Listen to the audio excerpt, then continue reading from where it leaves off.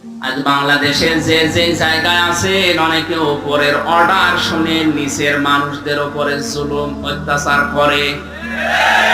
এটা এই দেশে নেই, দুনিয়ার সব জায়গায় এটা চলছে। এই দেশে এখন দিন দিন বাড়ছে। বলে আমার কোনো দোষ নেই হুজুর, উপর থেকে অর্ডার।